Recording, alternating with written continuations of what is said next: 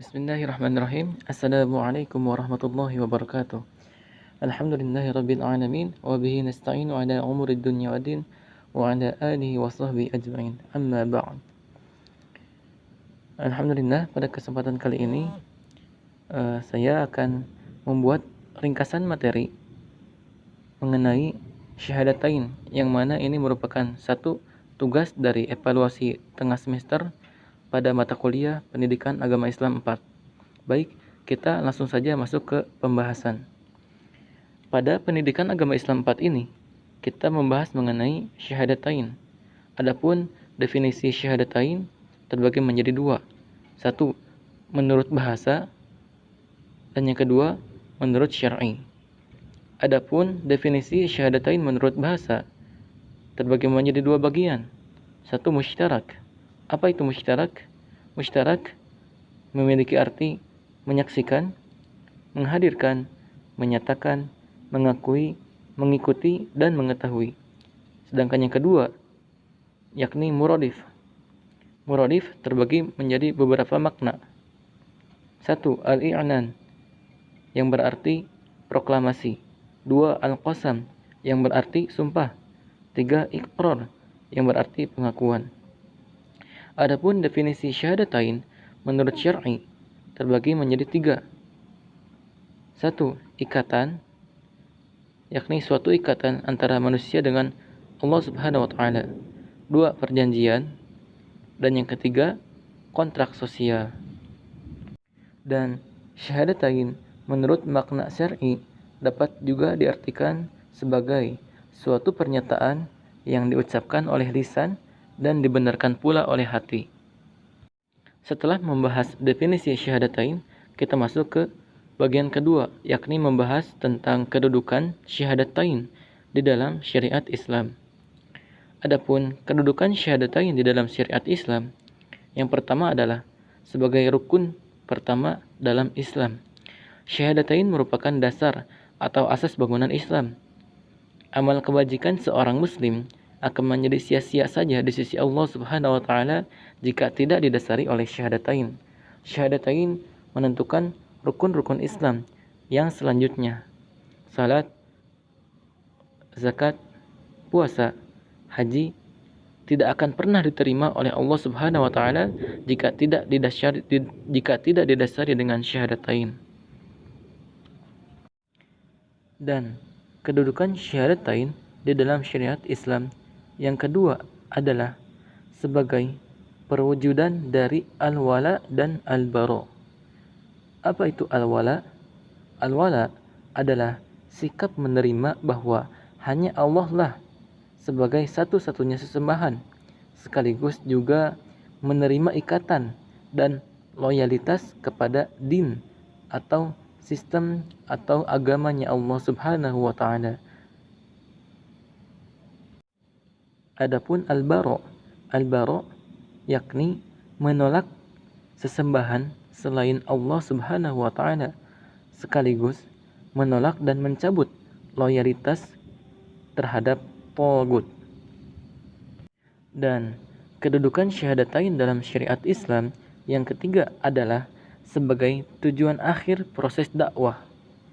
Apa itu dakwah? Dakwah adalah mengajak orang lain pada suatu kebaikan, sebagaimana dalam firman Allah Subhanahu wa Ta'ala dalam Quran surat Ali Imran ayat 104. Dan yang kedua adalah mengajak manusia ke dalam sistem Allah Subhanahu wa Ta'ala. Itulah yang dimaksud dengan dakwah.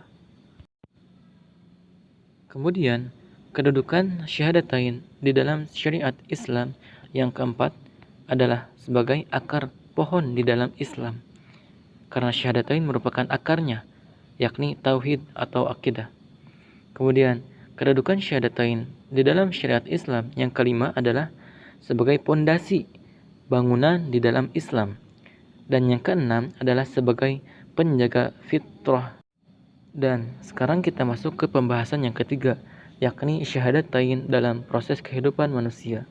Syahadatain dalam kehidupan manusia sudah dilakukan sejak manusia berada di alam ruh, sebagaimana dalam Al-Quran Allah Subhanahu wa taala telah menjelaskan dalam surat Al-A'raf ayat 172. Dan setelah manusia hidup di alam dunia, maka manusia dituntut untuk melaksanakan syariat syahadatain sebagaimana dijelaskan di dalam Al-Qur'an surat Al-Qalam ayat 39. Adapun orang yang melaksanakan syahadatain, maka Allah akan memasukkannya ke dalam surga sebagaimana dijelaskan di dalam Quran surat Az-Zumar ayat 73 dan 74. Dan sedangkan orang yang menolak syahadatain, maka Allah Subhanahu wa taala akan memasukkannya ke dalam neraka sebagaimana dijelaskan dalam Quran surat Az-Zumar ayat 71 dan 72. Syahadatain dalam kehidupan manusia terbagi menjadi beberapa tahap. Tahap pertama, tahap kematian pertama, dijelaskan dalam hadis dari Abdullah bin Mas'ud, hadis yang keempat dalam hadis Arba'in An-Nawawi. Kemudian di dalam Quran surat Al-A'raf ayat 172.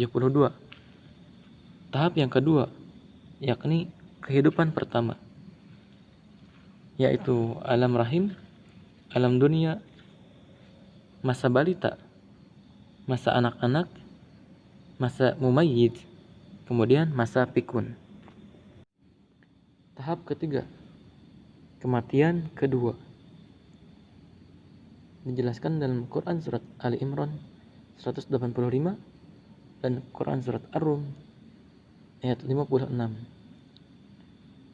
Tahap keempat, kehidupan kedua, dijelaskan dalam Quran surat At-Takwir ayat 1-3.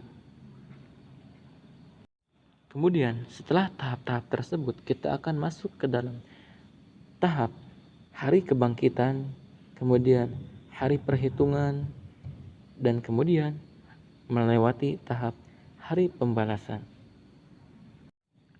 Syahadatain dalam kehidupan manusia maka akan memunculkan beberapa sikap dari manusia itu sendiri, dan akan muncul pula kelompok-kelompok manusia, yakni pertama kelompok yang menolak syahadatain, maka Allah akan menggolongkannya ke dalam penghuni neraka. Dan sedangkan kelompok orang-orang yang menerima syahadatain, maka Allah akan mengelompokkannya ke dalam penghuni surga. Kemudian kita masuk ke pembahasan keempat, yakni mengenai kekhususan risalah Nabi Muhammad SAW. Kekhususan risalah Nabi Muhammad SAW itu sendiri terbagi menjadi beberapa poin. Poin yang pertama, yakni sebagai penutup para rasul atau khotaman nabiyyah. Kemudian poin yang kedua, sebagai pembawa kabar gembira dan peringatan untuk umat manusia. Yang ketiga, sebagai nasikhu ar-risalah atau sebagai penghapus risalah. Yang keempat, sebagai musadiqu al-anbiya atau yang membenarkan para nabi sebelumnya. Yang kelima, sebagai mukammilu ar-risalah atau penyempurna risalah. Kemudian yang keenam, sebagai kafatan linnas atau rasul untuk seluruh umat manusia. Dan yang ketujuh, sebagai rahmatan lil alamin atau rahmat bagi seluruh alam. Dan yang kedelapan, sebagai risalatun Islam atau risalah Islam. Dan yang terakhir, yang kesembilan, adalah sebagai ad-dakwah.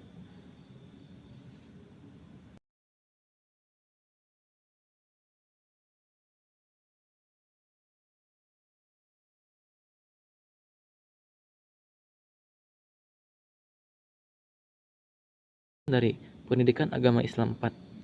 Semoga manfaatnya bisa diambil oleh teman-teman semua. Adapun jika ada pendapat yang berbeda ataupun yang kurang setuju dengan materi ini, silakan saja, itu merupakan hak-hak masing-masing teman-teman. Sekian dari saya, terima kasih. Wassalamualaikum warahmatullahi wabarakatuh.